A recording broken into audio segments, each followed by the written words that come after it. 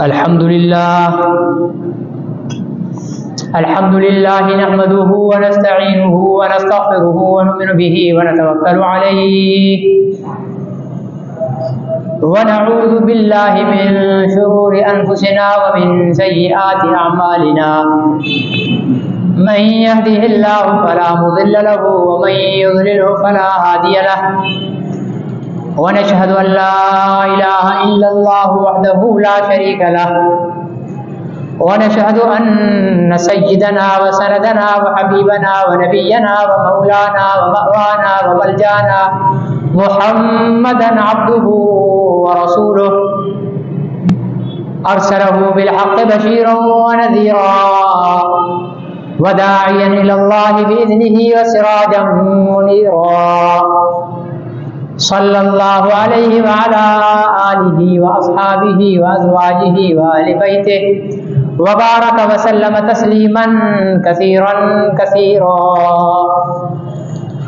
أما بعد فأعوذ بالله من الشيطان الرجيم بسم الله الرحمن الرحيم لقد كان لكم في رسول الله أسوة حسنة صدق الله العظيم وبلغنا رسوله النبي الكريم ونحن على ذلك لمن الشاهدين والشاكرين والحمد لله رب العالمين. محترم بزرگوں اور بھائیوں،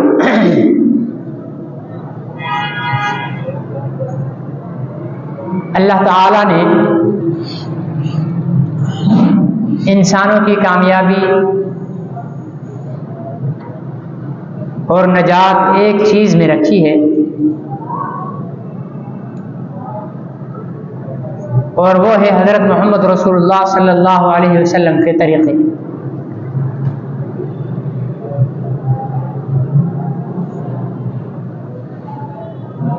حضور علیہ الصلوۃ والسلام کے طریقے کیا ہیں؟ حضور علیہ الصلوۃ والسلام کے طریقے، پورے کا پورا دین حضور علیہ الصلوۃ والسلام کے طریقوں کا نام ہے.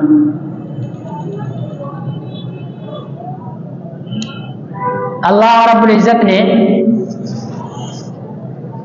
مسلمانوں کو جتنے بھی احکامات دیے ہیں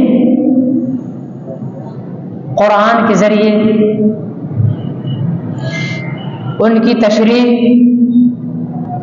اور ان کا طریقہ وہ حضرت محمد رسول اللہ صلی اللہ علیہ وسلم نے ہمیں سمجھایا اور بتایا اور کر کے دکھایا.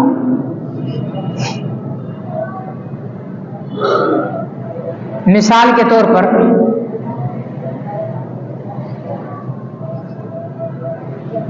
قرآن پاک میں اللہ رب العزت نے نماز کا حکم دیا. کتنی نمازیں پڑھنی ہیں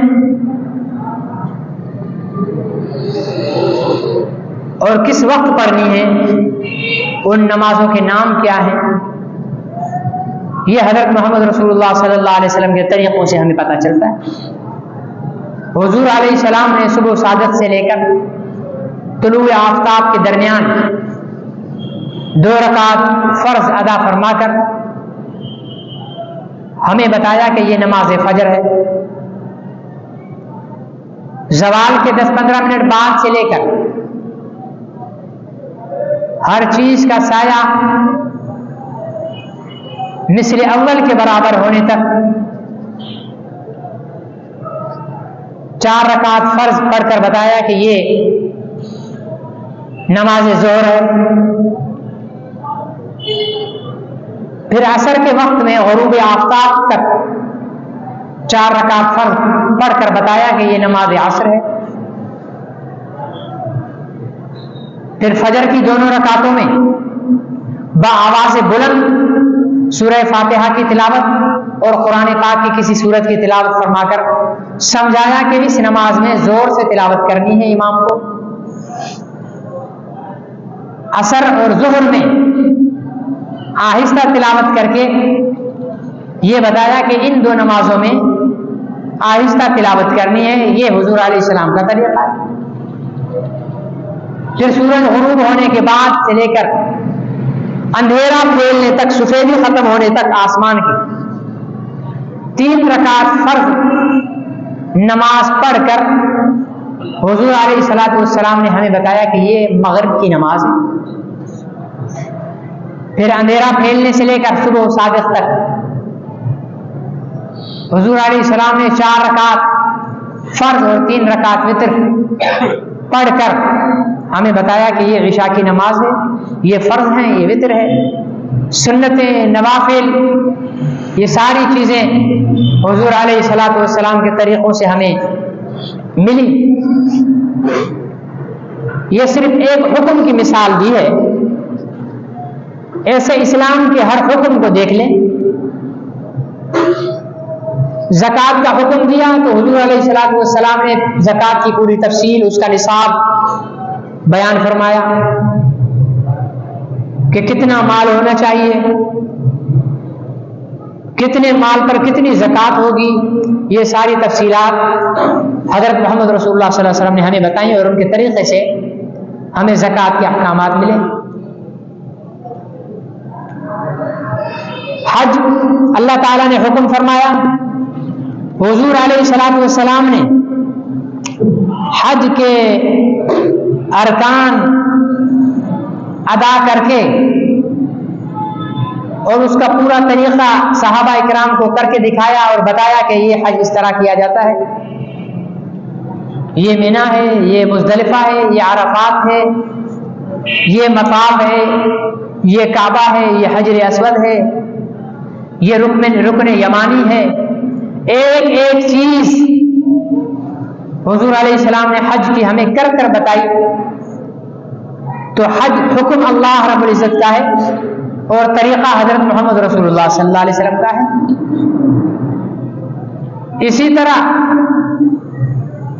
روزہ، یہ اللہ رب العزت کا حکم ہے، کس طرح رکھنا ہے، شہری کرنی ہے، افطاری کرنی ہے،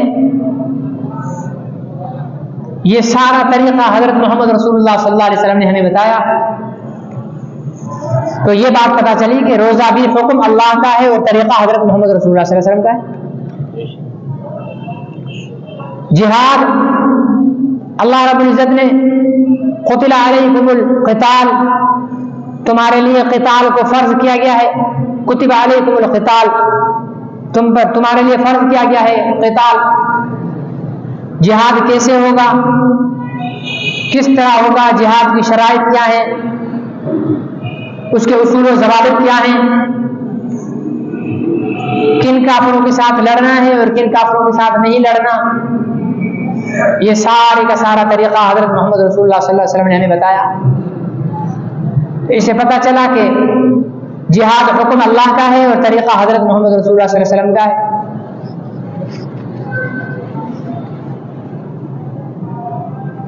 یہ تو عبادات تھی۔ عبادات کے علاوہ معاملات کے اندر تجارت آ گئی، نکاح آیا، طلاق آئی، محنت مزدوری، سیاست، حکومت، یہ جتنے بھی معاملات ہیں ان کا بھی حضور علیہ الصلوۃ والسلام نے ہمیں طریقہ بتایا۔ جب تک ہم کوئی بھی عمل حضور علیہ السلام کے طریقے کے مطابق نہیں کریں گے تو ہمیں اس میں کوئی ثواب اور اجر نہیں ملے گا۔ نماز بھی اگر ہم نے اللہ کے رسول کے طریقے کے مطابق نہیں پڑھی تو نماز کا کوئی اجر نہیں۔ روزہ اگر اللہ کے رسول کے طریقے کے مطابق نہیں رکھا تو بھی اس پر اجر نہیں۔ اسی طرح دنیا کے جتنے معاملات ہیں وہ سارے کے سارے اگر ہم حضرت محمد رسول اللہ صلی اللہ علیہ وسلم کے طریقے کے مطابق کریں گے تو ہمیں وہ دنیا والے کاموں پر بھی اجر اور ثواب ملے گا۔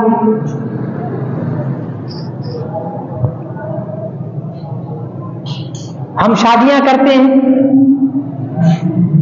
اپنی بچوں کی، بچیوں کی، یہ انسانی ایک ضرورت ہے۔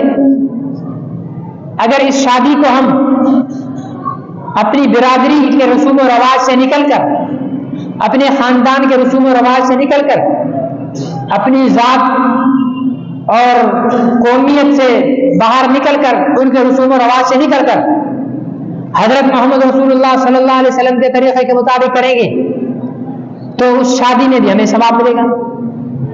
ہمارے ہاں عموماً ان چیزوں کو مد نظر نہیں رکھا جاتا۔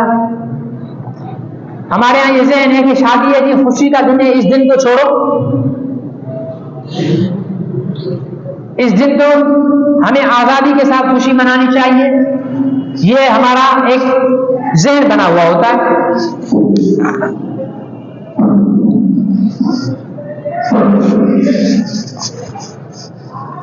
جبکہ اسلام کے احکامات شادی ہو یا غمی ہو مسلمان پر ہر وقت لاگو ہوتے ہیں۔ ہمارے یہاں شادی میں ماشاءاللہ دلہا صاحب اور دلہن صاحبہ نے اتنے میک اپ کیے ہوتے ہیں کہ 3-4 دن تک تو اگر وہ نماز پڑھتے بھی ہوں گے تو نہیں پڑھیں گے، کیونکہ نماز پڑھنے کے لیے کیا کرنا پڑے گا؟ وضو کرنا پڑے گا۔ اگر وضو کر لیا دلہن صاحبہ نے تو اندر سے دلہن نہیں بھوتنی نکل آئے گی، ٹھیک ہے نا جی، اصل قسم کی خالص چڑیل نکل آئے گی۔ یہ تو میک اپ شیک اپ کر کے اس کو حور پری بنایا ہوا ہے۔ اب اس اگر دلہن صاحبہ کو وضو کرا کے نماز پڑھا دی اور شوہر کے کمرے میں چلی گئی تو شوہر کی چیخیں مار کر باہر نکل آئے گا کہ دکھایا کچھ تھا اور دیا کچھ اور ہے۔ یہ ہمارے میک اپ کا کمال ہے، ٹھیک ہے نا جی۔ دلہا صاحب بھی جو ہیں کالے کلوٹے، ٹھیک ہے نا جی، لیکن وہ پارلر چلے گئے، انہوں نے بھی اس کی پالش والش کر لی، ٹھیک ہے نا جی، پالش کر کے اور لے کر آ گئے۔ وہ جیسے کہتے ہیں نا کہ ایک صاحب ان کی بیوی میک اپ شیک اپ کر کے، ویسے تو ماشاءاللہ تھی، ٹھیک ہے نا جی، تو میک اپ شیک اپ کر کے اس کو خوب دیا گیا۔ دلہن صاحب نے دیکھا تو ماشاءاللہ بہت خوش ہوئے کہ بڑی خوبصورت ہماری دلہن ہے۔ اب جب نہائے دھوئے اور منہ صاف کیا تو اندر سے اصل نکل کر آ گئی، تو دلہے کو بہت غصہ آیا، بڑا یہ کوئی کم بخت پارلر والے نے اس کو ایسا پے کیا ہے۔ اب اس نے جو ہے پوچھا کہ کون سے پارلر سے تیار ہوئی تھی آپ؟ اس نے بتائی فلانے پارلر سے۔ اب اس نے کیا کیا کہ آئی فون کا ڈبہ لیا، اس کے اندر نوکیا کا موبائل رکھ لیا اور پیک کر کے لے کر چلا گیا کہ باجی میری دلہن کا آپ نے میک اپ کیا ہے، اس لیے یہ آپ کو تحفہ۔ اب اس نے خوشی خوشی لیا، جلدی سے کھولا تو اندر سے نوکیا کا سیٹ تھا، اس میں غصے ہو گئی، کہنے لگی یہ کیا میرے ساتھ تم نے مذاق کیا؟ اس نے بولا باجی مذاق تو تم نے کیا ہے، مذاق تو تم نے کیا ہے، اندر کچھ اور تھا اور اوپر سے میک اپ کر کے پیکنگ اور لگا دی تم نے، میں نے بھی تو تمہارے ساتھ یہی کیا ہے کہ پیکنگ جو ہے وہ آئی فون کی اور اندر سے تم نے بھی وہی کیا، نوکیا تھا اس پہ آئی فون کی پیکنگ کر کے مجھے دے دی، اتنا بڑا فراڈ کیا میرے ساتھ۔ تو یہ میک اپ شیک اپ جو یہ سارے کیا کرتے ہیں کہ انسان کو نیک بھی ہونا، وہ اس لیے بھی نماز نہیں پڑھتا ہے کہ جناب جو ہے وہ دھوئیں گے تو لیکن ایک بات آپ کو بتا دوں، جو 5 وقتہ نمازی خاتون ہوگی نا اور باپردہ ہوگی، جس کے چہرے پر محرم کے علاوہ نظر نہیں پڑی ہوگی، دنیا کے 1000 قسم کے میک اپ کرا کے عورت کو لے آؤ، اس باپردہ اور باحیا عورت کے سامنے جو اس عورت کے چہرے پر ہوگا وہاں نہیں ہوگا۔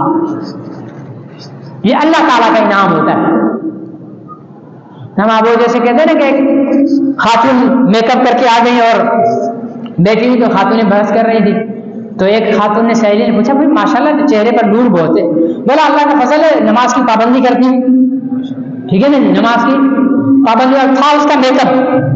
تو دوسری ایک جو اس کے ساتھ جیلی سی تھی، اس نے بولا سنتیں بھی ساتھ پڑھ لیا کرو تاکہ پیر بھی آپ کے سفید ہو جائیں۔ وہ اوپر تو میک اپ کر لیا تھا لیکن نیچے جو ہے تب وہ میک اپ کو نماز کا نور کہہ رہی تھی، تو اگلی والی نے دیکھ لیا تو سنت پابندی سے پڑھ لیا کرو، صرف فرض نہیں پڑھا تو سنت بھی پڑھ لو تاکہ پیر بھی آپ کے سفید ہو جائے۔ تو جو مومنات ہیں، جو خواتین ایمان کے تقاضوں کو پورا کرتی ہیں، وہ رنگ اگر ان کے گورے نہ بھی ہوں تو ان کے چہروں پر ایک نور ہوتا ہے۔ ہمارے یہاں تو شادیوں میں اور کوئی اور ہی ہو، کیمرہ مین دلہن کے پاس بار بار آ کر اس کے فوٹو نکالے گا، دلہا تو بعد میں دیکھے گا، اس سے پہلے پتہ نہیں کتنے اس کو دیکھ چکے ہوتے ہیں، ٹھیک ہے نا جی۔ تو جس عورت کے چہرے پر غیر مرد کی نظر پڑتی چلی جائے گی، اس کے چہرے کا نور ختم ہوتا چلا جائے گا، چاہے کتنے بھی میک اپ کر لو۔ تجربہ کر لو آپ حضرات، بھلے ایک بھلے دوسری شادی کر لو ایسی مومنات تلاش کر کے، ٹھیک ہے نا، جس کی ایک ہوئی ہوئی ہے تو دوسری کر لے، پھر تقابل کر لے، ایک کا میک اپ اور ایک پتہ چل جائے گا۔ تو یہ چیزیں، ان چیزوں میں ہمارے ہاں اسلام اچھا، ساری بدماشی ہم شادیوں میں کریں گے، ٹھیک ہے نا، ڈانس بھی ہوگا، گانے بھی چلیں گے، اور ایک ہفتہ شادی سے پہلے گھر پہ ڈیک لگائے ہوئے ہیں، پورے محلے کے ناک میں دم کر رکھا ہے، ٹھیک ہے نا، سارا کچھ کرنے کے بعد جب بچی کو روانہ کر رہے ہوں گے نا، قرآن شریف لے کر آ جائیں گے اس کے سر پر۔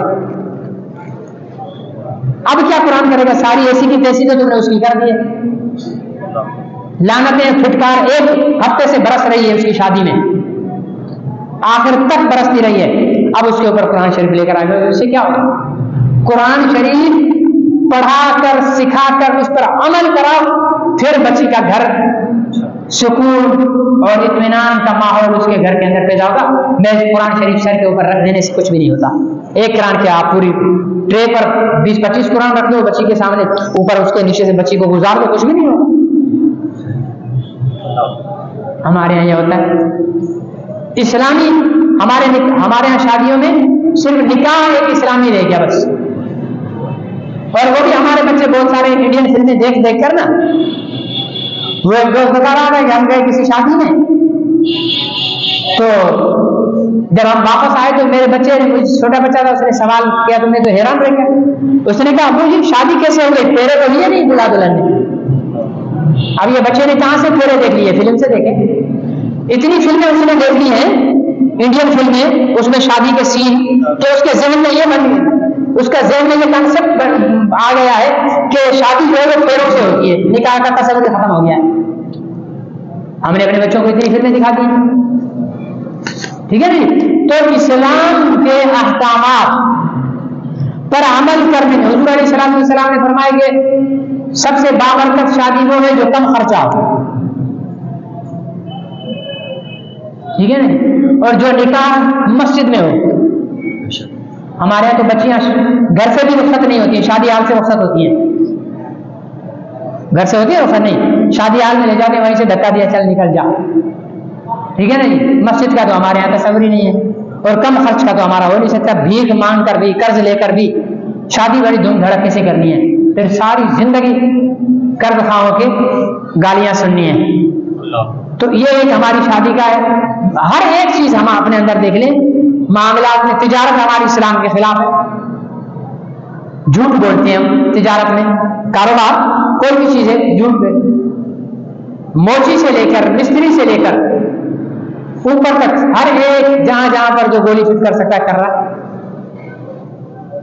ٹھیک ہے نا جی۔ سبزی والے کو دیکھو 4 دن کی پرانی سبزی پر پانی پھیر کر تازہ کیوں کرے گا، وہ پرانی سبزی کو تازہ کر کے بیچ رہا ہوگا۔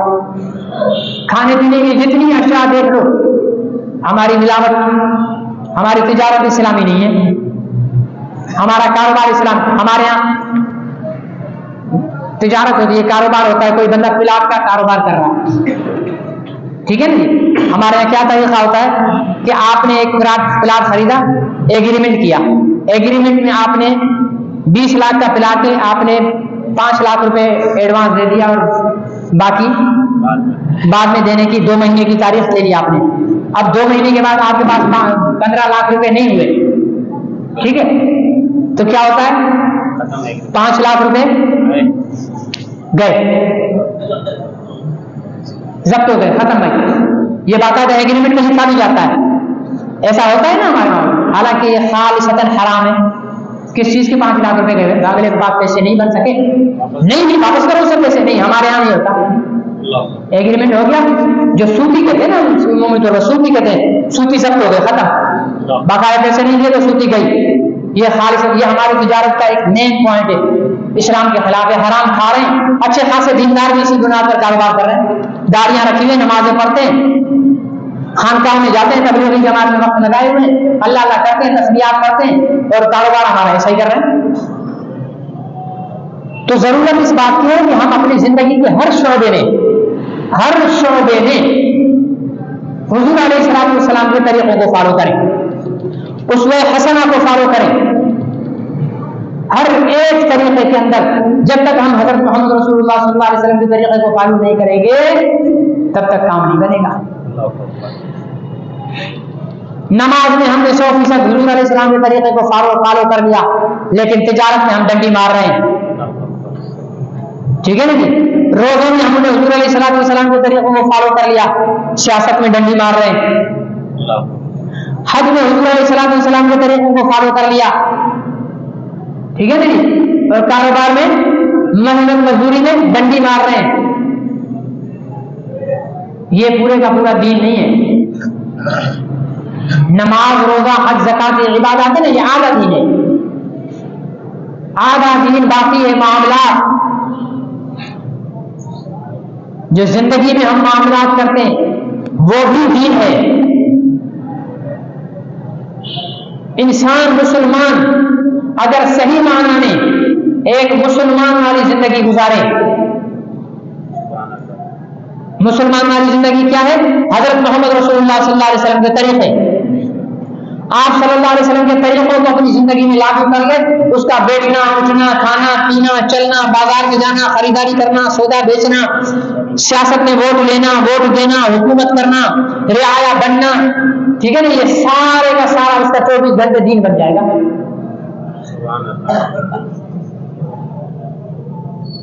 सहाबा इकराम ने हुजूर अलैहि सलाम से पूछा, या रसूल अल्लाह, बीवी के साथ हम बिस्तरी करने पर भी सवाब है? फरमाया कि गैर औरत के साथ जिना करने का गुनाह है? फरमाया हाँ, उस पर तो गुनाह है। तो फरमाया कि ये फिर जिना को छोड़कर तो बीवी के साथ हम बिस्तरी कर रहा है तो इस पर सवाब है। मुसलमान की तो जिंदगी का हर एक कदम जो है वो उससे नेकियों से भरा हुआ है, बशर्ते कि मुसलमान बने। मुसलमान वो थोड़ी है जो 5 वक्त की नमाज पढ़े और तिजारत और कारोबार में डंडी मारे। मुसलमान वो थोड़ी है जो रोजे पाबंदी से रखे और गालियां दे, तोहमत लगाए, बिला ग़ीबत करे, लोगों के नाम बिगाड़े। हर एक जिंदगी के हर अमल में हजरत मोहम्मद रसूलुल्लाह सल्लल्लाहु अलैहि वसल्लम के तरीकों को जब तक हम फॉलो नहीं करेंगे, जब तक उन पर अमल पैरा नहीं होंगे, तब तक हम मुसलमान कामिल नहीं है।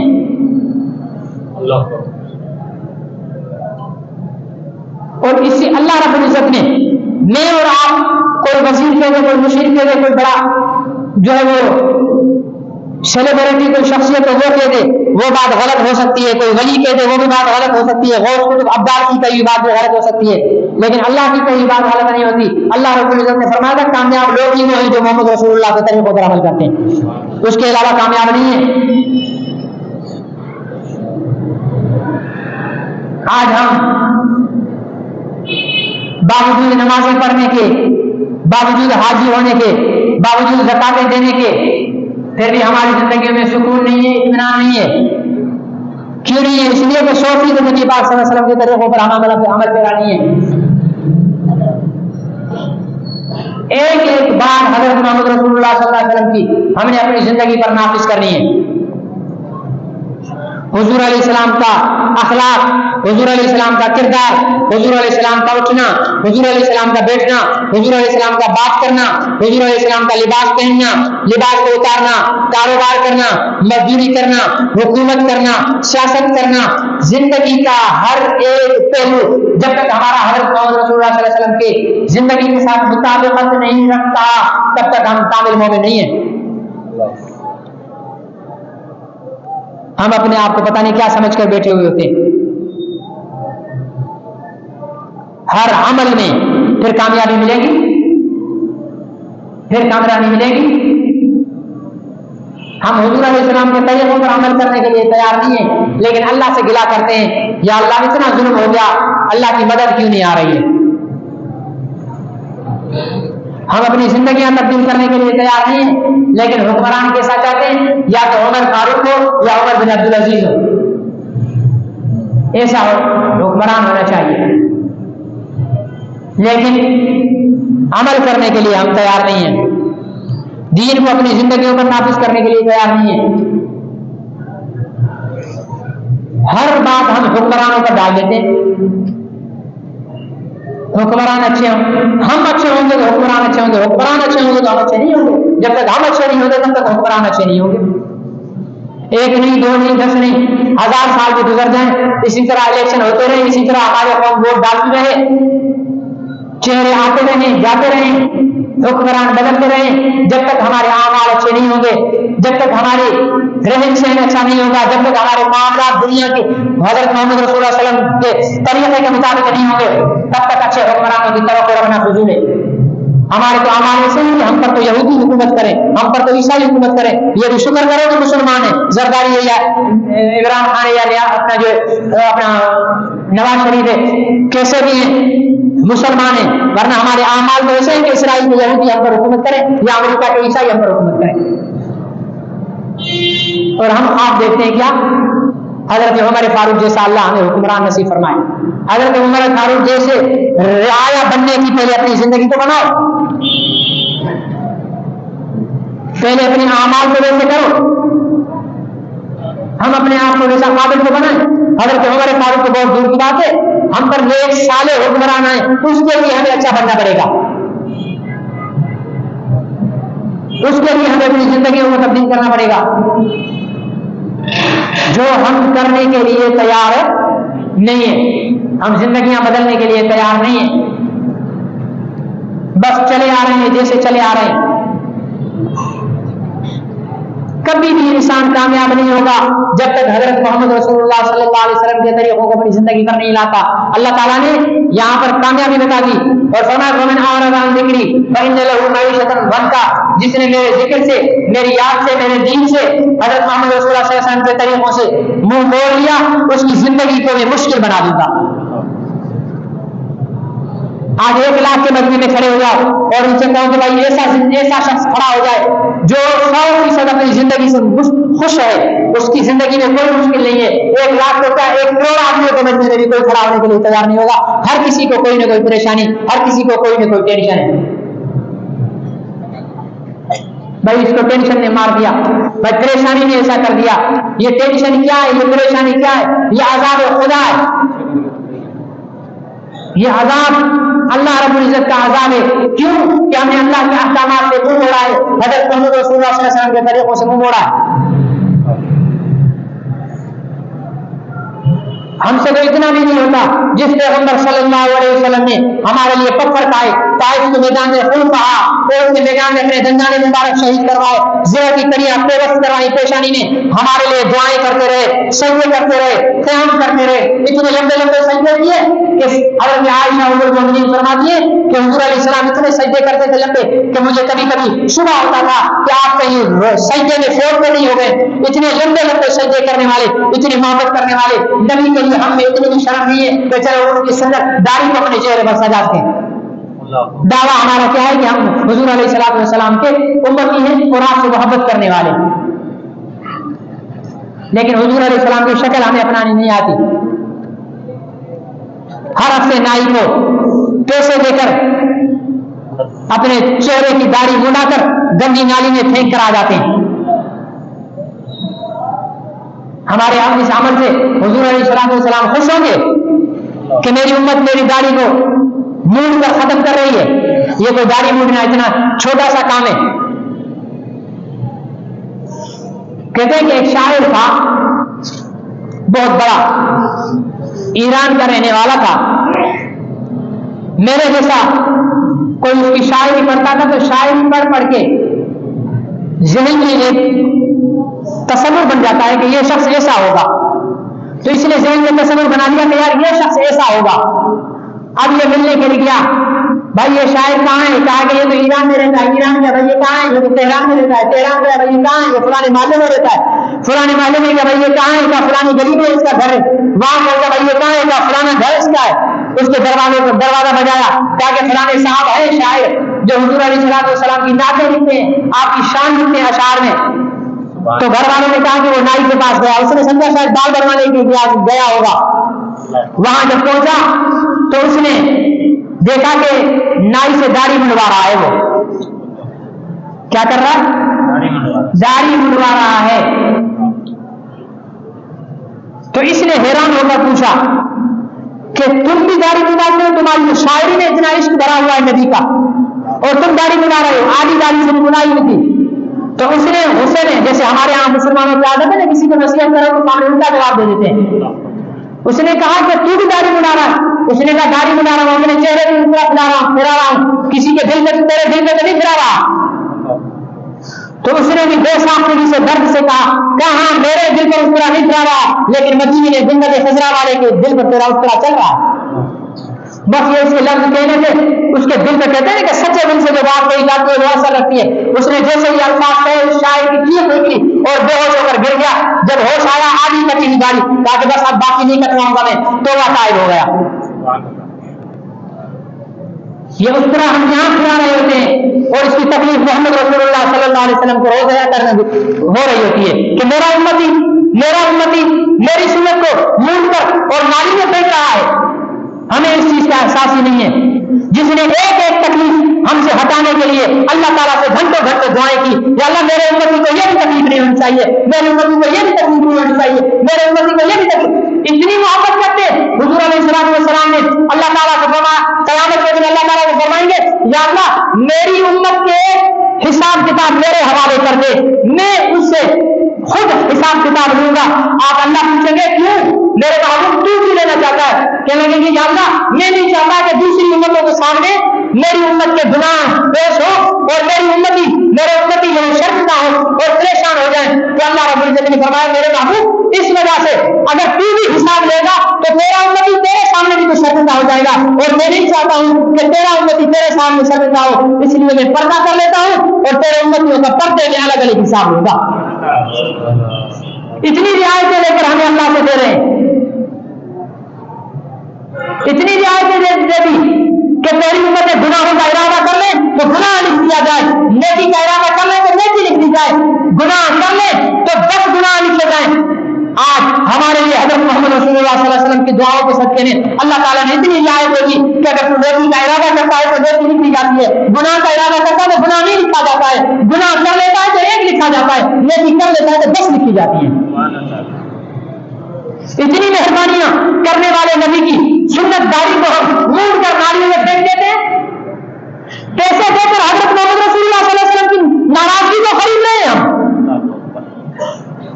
ہمارے بزرگ گزرے مولانا محمد یوسف لدھیانوی صاحب رحمۃ اللہ علیہ، وہ یہی اس ممبر پر بیٹھے ہوئے ایک واقعہ بتا رہے تھے. فرمانے لگے کہ میں مدینہ منورہ گیا عمرے میں رمضان مبارک پر، تو وہاں ایک بزرگ مسجد نبی میں مجھے ملے، سلام دعا ہوئی، جان پہچان ہوئی.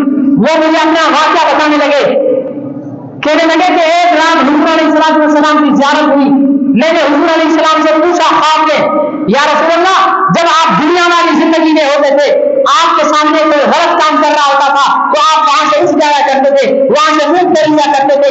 اب جو یہ آپ کے امتی آپ کی سنت داڑھی کو موڑ کر آپ کے سامنے روزے پر آتے ہیں اور آپ کو سلام کرتے ہیں، تب آپ کیا کرتے ہیں؟ حضور علیہ السلام نے اس بزرگ کو خواب میں بتایا اب جو میرا امتی داڑھی منا کر میرے روزے پر آ کر مجھے سلام کرتا ہے میں اسے چہرہ بھی پھیر لیتا ہوں، اسے سلام کا جواب بھی نہیں دیتا ہوں. اور ہم نے اس کو داڑھی مٹانے کو مذاق سمجھ لیا، ہم نے اس کو کھیل سمجھا ہوا. یہ مرد کی شان ہے، شیر کے چہرے پر بال ہوتے ہیں، خسرے کے چہرے پر بال نہیں ہوتے. یہ مردانگی کی نشانی ہے. یہ حضرت محمد رسول اللہ صلی اللہ علیہ وسلم کی دی ہوئی وردی ہے مسلمانوں کے لیے. میرے نبی نے منہ سے کٹانے اور داڑھی بنانے کا حکم دیا ہے. آج محمد رسول اللہ کا کلمہ پڑھنے والی امت میرے نوجوان بھائی داڑیاں کٹا رہے ہیں اور منہ سے بنا رہے ہیں. یہ ہم نے سنا دیا ہے حضرت محمد رسول اللہ صلی اللہ علیہ وسلم کی تعلیمات کا، ان کی مہربانیوں کا، ان کی شفاعتوں کا. ارے جس میدان حشر میں فرمایا کہ ایک میدان حشر میں حساب لیا جائے گا، ایک بندے کی ایک نیکی رہ جائے گی، وہ بندہ جائے گا اپنے دوست کے پاس، وہ کہے گا بابا جا تو جہنم میں جا، میں تجھے کیوں لیتی ہوں. وہ اپنے بھائی کے پاس جائے گا، اپنے باپ کے پاس جائے گا، سب سے آخر میں اس کے ذہن میں آئے گا کہ یار میری ماں سب سے زیادہ محبت کرنے والی ہے. وہ ماں کے پاس جائے گا، ماں بھی میدان حشر میں کہہ دے گی تجھے میں تو چاہتی ہوں کہ میں اپنے گناہ بھی تمہیں دے دوں تاکہ تو جہنم میں چلا جائے، میں جنت میں چلا جاؤں. وہاں میرے آقا حضرت محمد رسول اللہ صلی اللہ علیہ وسلم روایات میں آتا ہے کہ اللہ رب العزت جو مقام محمود کی. اللہ رب العزت فرمائیں گے میرے محبوب اس کرسی پر بیٹھ جاؤ, اس تخت پر بیٹھ جاؤ. 1,24,000 انبیاء اپنے اپنے تختوں پر بیٹھے ہوں گے. اللہ رب العزت فرمائیں گے میرے محبوب آپ بھی بیٹھ جاؤ. حضرت محمد صلی اللہ علیہ وسلم فرماتے میں اس تخت پر نہیں بیٹھوں گا اپنی امت کے حضور فکر میں کہ میں تخت پر بیٹھ جاؤں تو میری امت نہیں کہیں گے چلی جائے. اللہ سے عرض کریں گے یا اللہ یہ میں نے تخت کے پائے پر ہاتھ رکھ دیا, سمجھ لو میں بیٹھ گیا ہوں, پہلے میں نے اپنے امت کے معاملات کو دیکھنا ہے. مرتے ہوئے آج تک کسی باپ نے اپنی اولاد کو یاد کیا ہے؟ سکرات میں آج تک کسی شوہر نے اپنی بیوی کو یاد کیا ہے؟ کسی بیوی نے اپنے شوہر کو یاد کیا ہے؟ کسی ماں نے اپنی اولاد کو یاد کیا ہے؟ ایک دنیا کی واحد ہستی ہے حضرت محمد رسول اللہ صلی اللہ علیہ وسلم رحمت للعالمین شفیع المذنبین علیہ الصلوۃ والسلام. جب آخری وقت آیا شان دیکھیے, ہم سے فرشتہ پوچھ کر نہیں آتا, اجازت لے کر نہیں آتا, ہم کچھ بھی کر رہے ہیں. جب وقت آ گیا ہم بات کر رہے ہوں گے, روح واہ کر دے گی, ہم سکے رہے ہوں گے, روح واہ کر دے گی, ہم کاروبار کر رہے ہوں گے, روح واہ کر دے گی. قربان جاؤ میں مدینے والے محمد رسول اللہ صلی اللہ علیہ وسلم کی شان پر دروازے میں دستک ہوتی ہے, دروازہ کھولا جاتا ہے, جبرائیل اجازت لیتے ہیں کہ اے اللہ کے رسول اسرائیل آئے ہیں آپ کی روح قبض کرنے کے لیے, آپ کا وقت آ گیا ہے. اسرائیل آتے ہیں, آپ سے سلامت کرتے ہیں اور اب یہ کرتے ہیں اے اللہ کے رسول اللہ رب العزت نے آپ کو پیشکش کی ہے, آپ کو آفر کی ہے, آپ کو آفر کی ہے. اس دنیا میں رہنا پسند کرتے ہیں تو رہ لیں, اللہ سے ملاقات پسند کرنا چاہتے ہیں تو پھر چلیے اللہ کے پاس. جانتے ہو تب حضور علیہ السلام نے یوں نہیں فرمایا جائے اللہ سے کیا کہتے ہیں میں تیرے پاس تب آؤں گا جب کربلا میں میرے نواسے کو قتل سے بچا لو گے, میں آپ کے پاس تب آؤں گا جب عمر کو مسلح کو شہید ہونے سے بچا لو گے, عثمان کو مدینے میں شہادت کی موت سے بچا لو گے. نہیں اپنے کے لیے نہیں فرمایا, یہ نہیں فرمایا میری عائشہ سے میرے بات کیا ہوگا, میری حفصہ سے میرے بات کیا ہوگا, میری زینب کا میرے بات کیا ہوگا, میری ام حبیبہ کا میرے بات کیا ہوگا. نہیں فرمایا جبرائیل جاؤ اللہ سے جا کر پوچھ لاؤ میرے دنیا سے جانے کے بعد میری امت کو کون سنبھالے گا, میری امت کو کون سنبھالے گا. اللہ رب العزت اللہ میں غیوب ہے, وہ دیکھ رہے ہوں گے, سن رہے ہوں گے, لیکن جبرائیل وہاں جائیں گے, اللہ پوچھیں گے جبرائیل کیا جواب دیا میرے محبوب نے. جبرائیل عرض کریں گے کہ اللہ آپ کے محبوب نے کہا ہے کہ میری امت کا میرے بعد کون رکھوالا ہوگا. اللہ وعدہ کریں گے, اللہ تعالیٰ نے وعدہ دیا کہ جبرائیل جاؤ اور جا کر میرے محبوب سے کہہ دے کہ آپ کی امت کا رکھوالا میں ہوں گا. جب امت کی تسلی مل گئی, جب امت کی تسلی مل گئی تب کہنے لگے آنے جب رسول خدا اپنے اچھے دوست کے ساتھ ملنے کے لیے تیار ہوں. ارے یہ اللہ تعالیٰ اس امت کی رکھوالی تو کر رہے ہیں کہ اس امت کو بچانے کے لیے دنیا ظہور جمع ہے. یہ پاگل امت آپس میں لڑی ہوئی ہے, ایک دوسرے کو کافر کہنے میں تلی ہوئی ہے, انسانیت پر لڑی ہوئی ہے, علاقے پر لڑی ہوئی ہے, لیکن پھر بھی یہ امت زندہ ہے. کفر سارا جمع ہے اس امت کو بچانے کے لیے, اس امت کی مسجدوں کو گرانے کے لیے. کفر جمع ہے اس امت کے قرآن کو بچانے کے لیے, کفر جمع ہے اس امت کے علماء کو بچانے کے لیے. تمہیں پتا ہے گزشتہ 3 مہینوں کے اندر 4 مہینوں کے اندر صرف امت کے ایک چھوٹے سے قصبے غزہ پر اسرائیل نے بمباریاں کر کے سفر ہستی سے علاقے کو ملا کر 30,000 سے زیادہ مسلمان بچوں کو, عورتوں کو, جوانوں کو, بوڑھوں کو شہید کر دیا ہے. لیکن آج دنیا بہت حیرت میں ہے, آج دنیا بہت پریشان ہے کہ یہ کس مٹی کا بنا ہوا مسلمان ہے. ان کے گھروں کا مسمار کر دیا ہے, پھر بھی ہتھیار اٹھا کر کھڑا ہے. ان کی بیویوں کو مار دیا ہے, پھر بھی ہتھیار اٹھا کر کھڑا ہے. ان کے بچے کو ذبح کر دیا ہے, پھر بھی ہتھیار اٹھا کر کھڑا ہے. یہ میرے رب کی رکھوالی تو ہے کہ اتنا مرنے کے باوجود بھی یہ امت سر اٹھا کر جی رہی ہے. اتنی وفا کرنے والا نبی, کیا اس کے طریقوں کو ہم اپنی زندگیوں میں بنا. کل ہم نے اور آپ نے اپنے اپنے پسندیدہ سیاستدانوں کو ووٹ دیے ہیں, دیے نا بھائی, ہم نے دیے. یہ کیا دیں گے ہمیں, کیا دیں گے, بولتے نہیں, روٹی دیں گے, کھانا دیں گے, لیکن پھر بھی ہم نے اپنے اپنے سیاستدانوں کو خوش کرنے کے لیے اپنی رائے دینے کے لیے ان کو ووٹ دے دیے. ارے سیاستدانوں کو خوش کرنے کے لیے ہم بڑے بڑے بینر لگا دیتے ہیں کہ یہ نظر پڑے گی تو سیاستدان کے ذریعے میرا نام آئے گا.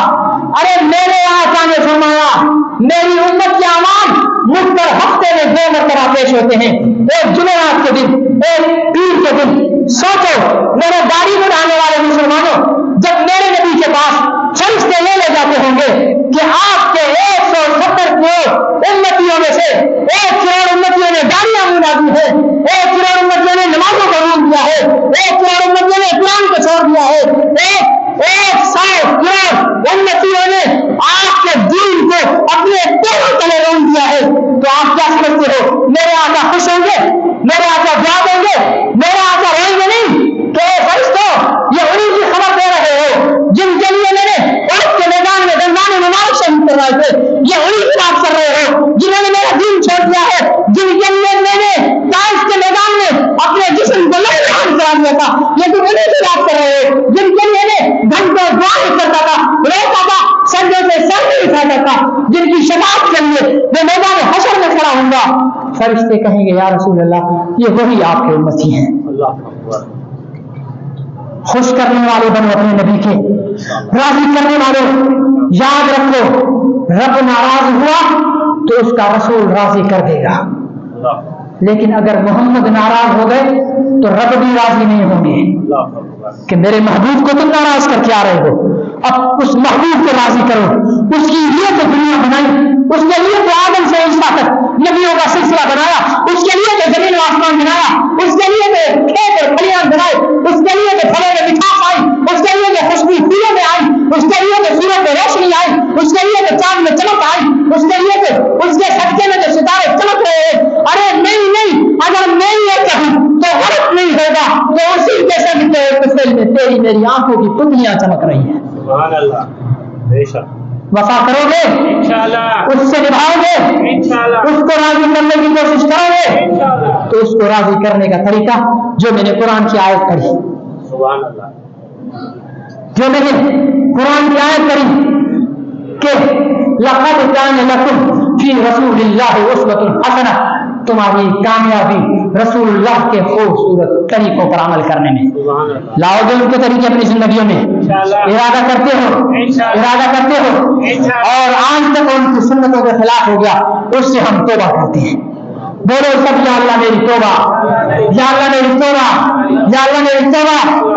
انشاءاللہ اگر ہم نے سچے دل سے ارادہ کر لیا ہے تو اللہ تعالی ہمیں توفیق بھی عطا فرمائیں گے نبی کی سنتوں پر عمل کرنے کی. وآخر دعوانا الحمدللہ.